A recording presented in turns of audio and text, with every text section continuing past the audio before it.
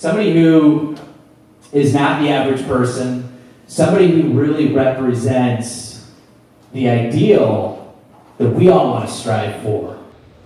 All right, in just a few moments, I'm going to bring up Emily Letran, but I want to talk a little bit about her background before I do that.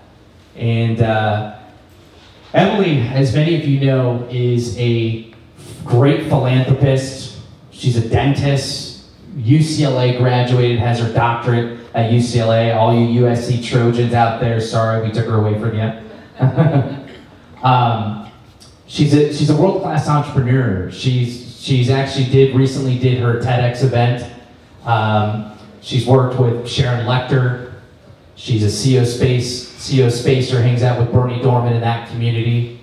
She's done a lot of amazing things, but very few people know her real background. And her real background is really a testament to truly overcoming adversity.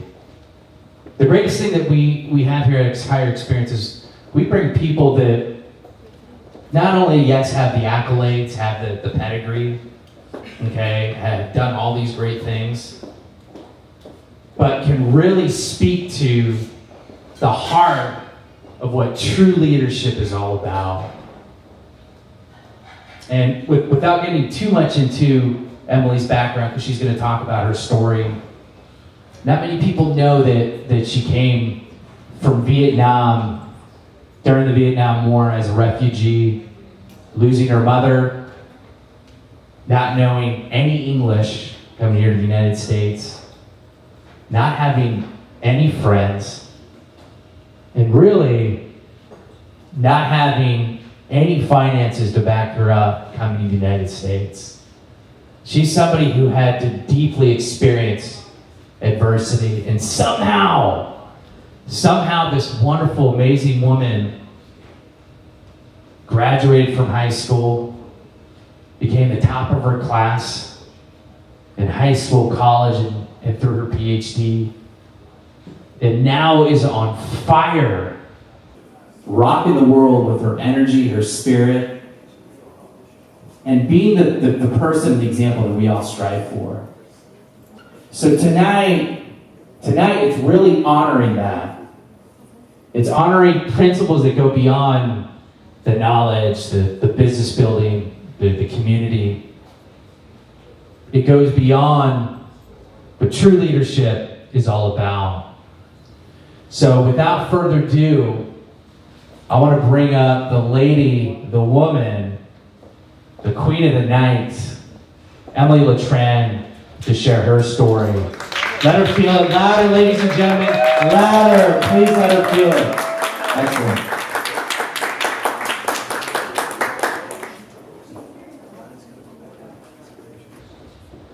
Well, it's truly an honor to be here tonight.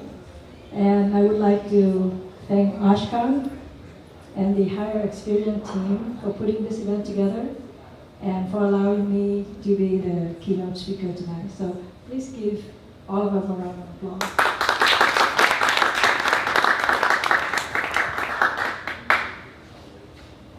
So how many of you have been on a cruise? How many of you visited an exotic island? Good. Me too. My first cruise was on a fishing boat, about 50 feet in length,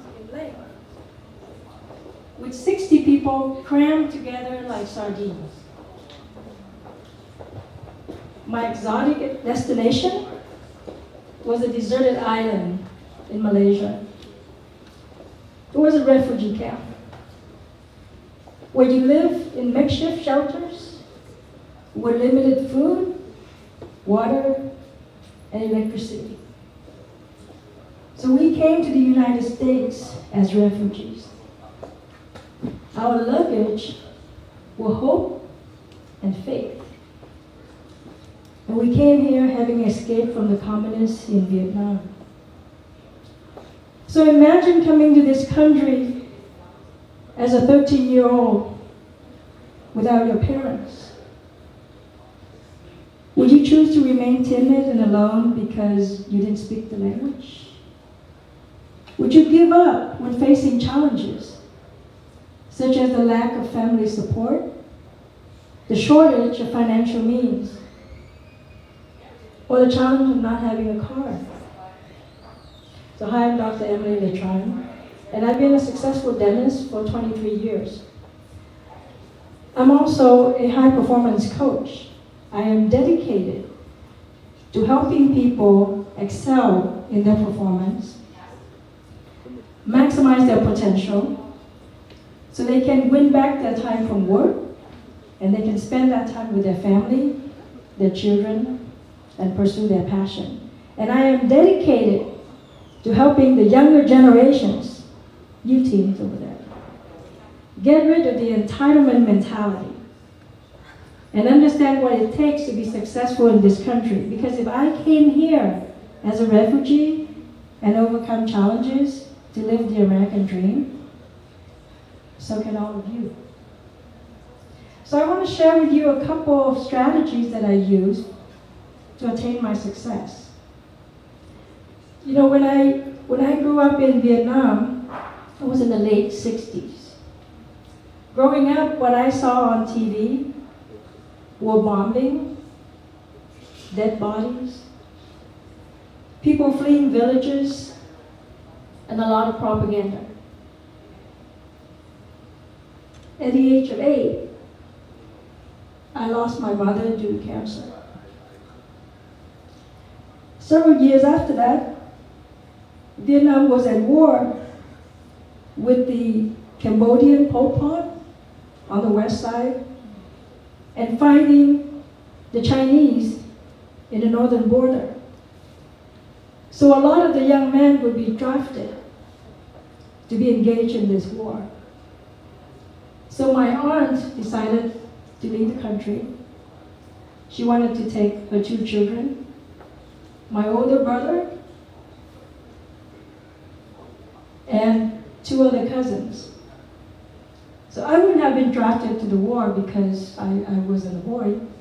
But my dad told me, you know, you're the oldest daughter, so you go and help your aunt.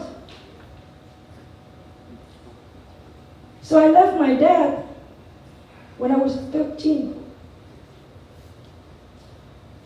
And I never saw him again. Because he passed away several years later when we still did not have a normal relationship between the US and Vietnam, and there was no chance of visiting him back home. So when I came to this country, my goal was very simple: just to survive.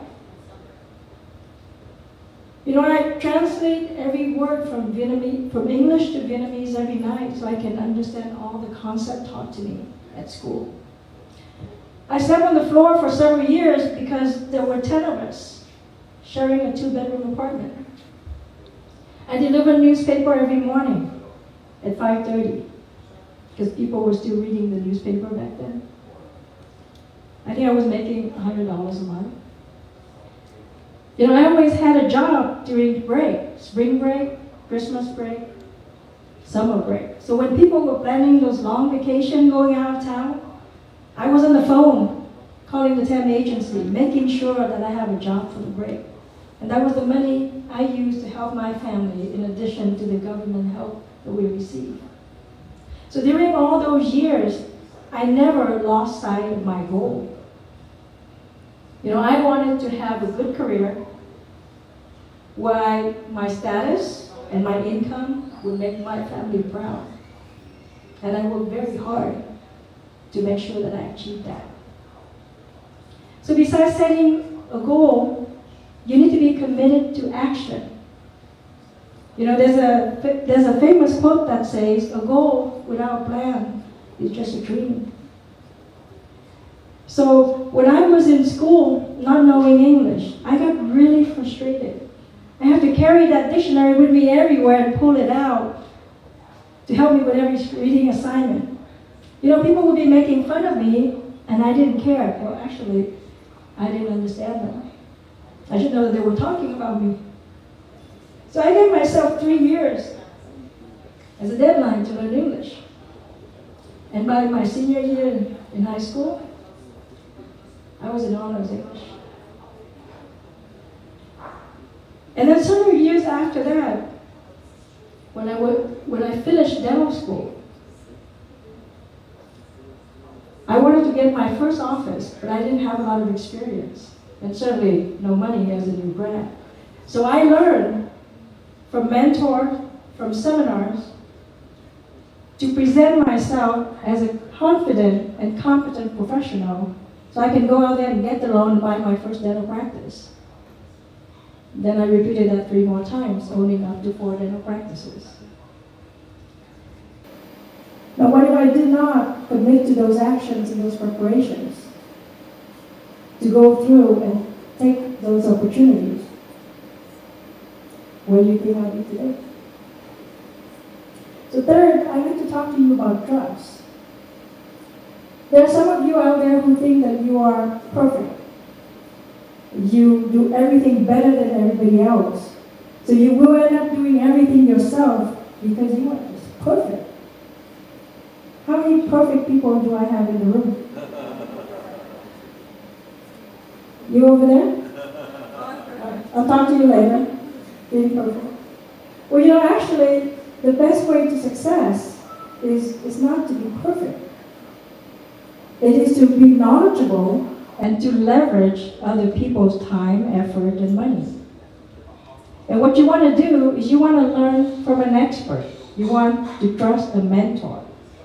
A mentor is somebody who have already done what you're trying to do, who achieved what you're trying to achieve, and who will hold your hand to make sure you don't repeat unnecessary mistakes. But make sure you choose the right mentor. You seek counsel and not opinion, because there are a lot of free opinions out there. And besides having a mentor, you want to trust a team of experts. You know, those are the people that surround you that can help you get to your goal. So if you play sport, your mentor is your coach. And your team of experts are your teammates. The one that will help you get to that winning goal. If you're in business, your mentor is your business coach.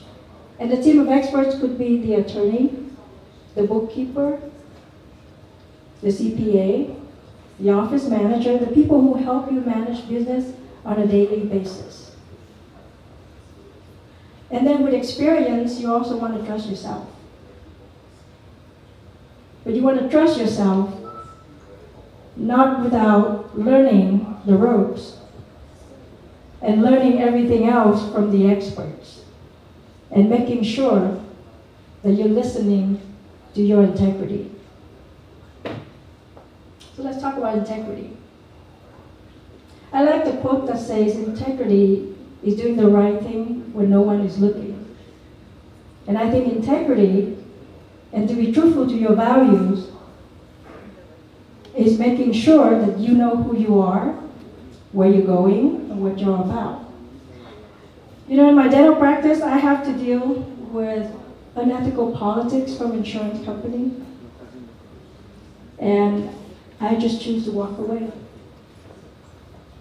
Losing the contract, losing several $100,000. But I decided that I'm not going to play their game. I'm going to play my game. And when I'm running the practice, I also deal with professionals, doctors. They're perfectly competent in what they do. But they don't have the same values in business like I do. They don't want to run business the way I do. So we just part ways. Because being truthful to yourself is holding your course even during the hardest of time, and holding on to your values and your integrity.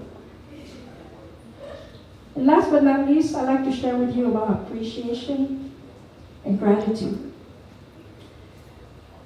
You know, when I came to this country, I received a lot of help.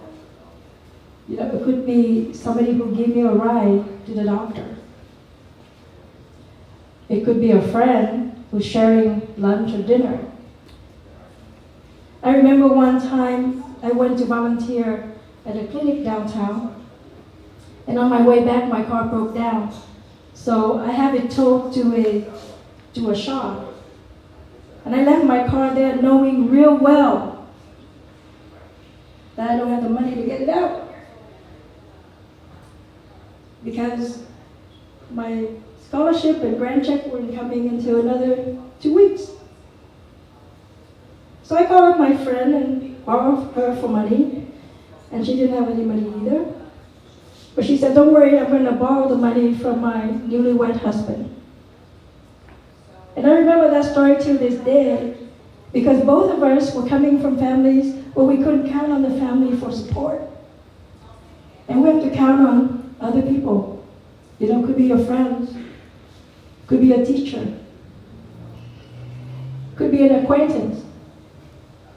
So when I become successful, I'm dedicated to showing gratitude every day to the people that I serve. So in my dental practice, you know, it could be something simple like sending out a personalized thank you card to celebrate somebody's birthday, somebody's anniversary. You know, it could be buying a gift for a client. And I create events just for my clients.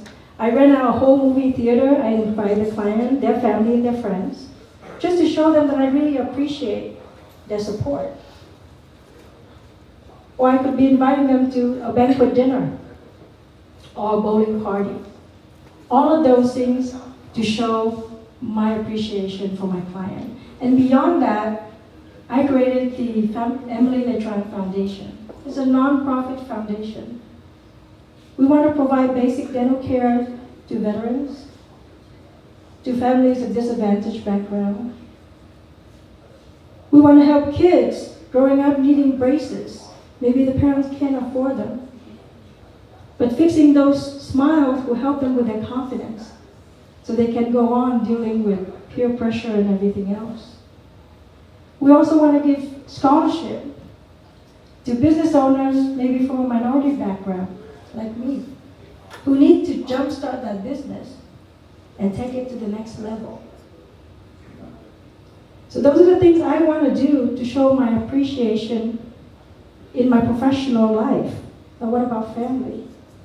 You know, for my family, I show my appreciation by being there for them. And when I'm there, I make sure that I'm present. So my kids, they think I'm the greatest mom in the world. You know, and make sure you claim your title because no one else will claim it for you, right? So they think I'm the greatest mom in the world because I'm always there for them. You know, I go to those 2-song Christmas programs, you know, those early programs where your kids sing 2 songs, and they do that from kindergarten to 5th grade. That's 6 years, and I have 3 kids. And I show up to their Taekwondo promotions. The promotions tend to be in the evening at 7 p.m., so I will be rushing out at 6:30, making sure that I'm there to take that picture of the kid breaking the wooden board. And I drive 8 hours up to San Francisco to watch the choir performance competition. You know, they sang 3 songs in 2 days. But I'm there because I want to see them with their winning trophy. You know, it's the moments that you create that will make a difference in someone's life. Because life is all about relationships. So I've told you my story about me coming here, overcoming challenges, becoming successful, and live the American dream. So let me ask you a question. What if today is the last day of your life? What would your legacy be? What do you want your impact on the world to be? You know, always start with yourself. You set your goals. You commit to actions. You trust yourself with your integrity. You learn from the experts, and you always show appreciation for the people that you serve. to let us all create a better world for the younger generations and for many more generations to come. And I hope you go out and rock the world. And may the floss be with you. Thank you. All right, let's do it one more time, except 10 times louder. Louder, round of applause for Emily Letran. All right. You know what I love about Emily is, first of all, you've gotten amazing up here. You just your speaking is totally accelerated. Would you guys agree? Raise your hand. I've seen Emily just totally skyrocket on the speaking scale. Amazing. But the greatest thing about Emily is she's a dear friend to everyone. She has such an amazing heart. Maurice, would you agree? Definitely. Absolutely. Just an amazing heart. And she would do anything for anyone. And I know that sincerely. So we're glad to have you here, Emily. We love you. All right. Thank you. Thank you. Round of applause, ladies and gentlemen.